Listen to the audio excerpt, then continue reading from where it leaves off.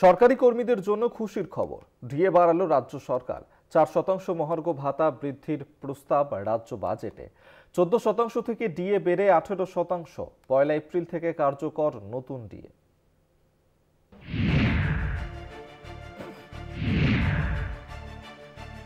রাজ্য সরকারি কর্মচারীদের জন্য সুখবর।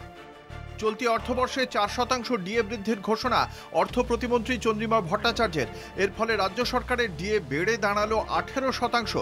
1 এপ্রিল থেকে বর্ধিত হারে ডিএ কার্যকর করা হয়েছে। ষষ্ঠ পে কমিশনের সঙ্গে যুক্ত হয়ে ওই বর্ধিত বেতন পাবেন রাজ্য সরকারি কর্মচারীরা।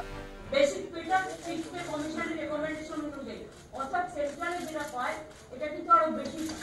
তার কারণ হচ্ছে পে কমিশন প্লাস ডিএ দুটো পায়। এইটাও আমরা নতুন করে 2024 সাল থেকে, এটা 2025-এর সবে ফেব্রুয়ারি মাস, আমরা এর মধ্যে 14% ডিএ দিয়ে দিয়েছি এবং আজকে আরো 4% দিয়ে দেওয়া হলো।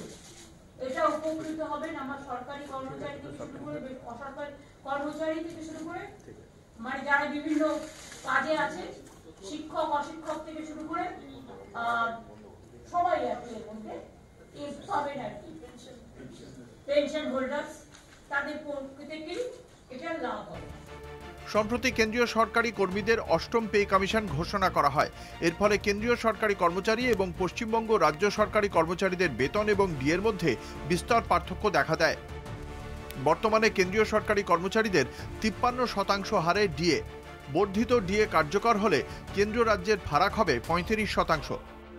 আর তাতেই ডিএ নিয়ে দীর্ঘদিন ধরে আন্দোলনরত রাজ্য সরকারি কর্মচারী সংগঠনগুলির দাবি আরও তীব্র হয়ে উঠেছে। 39 টাকা চুরি করেছেন, 4 টাকা দিয়ে মন ভোলানো যায় না। 4% মহার্ঘ ভাতা ঘোষণা করে উনি দেখাচ্ছেন যে এটা উনি বদান্যতা করছেন, কিন্তু এটা কোনো বদান্যতার প্রশ্ন নয়। 39 টাকা পাওনা, আপনাকে যদি কেউ 4 টাকা দেয় আপনার ন্যায্য পাওনা, তা 4 টাকা দিলে কি আপনার কোনো সমস্যা মিটবে? আপনি 4 টাকা দিয়ে সেই জিনিস কিনতে পারবেন? পারবেন না, তো আপনার জীবন ধারণ করতে পারবেন না, তা সমস্যাটা মিটবে কি করে? কোনো সমস্যাই মিটবে না। 26-এর বিধানসভা ভোটের আগে শেষ পূর্ণাঙ্গ বাজেট। নির্বাচনকে পাখির চোখ করে বাজেট ঘিরে প্রত্যাশাও ছিল রাজ্যবাসীর। মুখ রাখল মমতা সরকার। বাজেট পেশের শুরুতেই রাজ্য সরকারি কর্মচারীদের জন্য মহার্ঘ ভাতা ঘোষণা করা হয়। রাজ্য সরকারি কর্মচারীরা যদিও মনে করছেন ভোটের আগে তাদের মত পেতেই ডিএ বৃদ্ধির ঘোষণার সিদ্ধান্ত মমতা সরকারের। কলকাতা টিভি।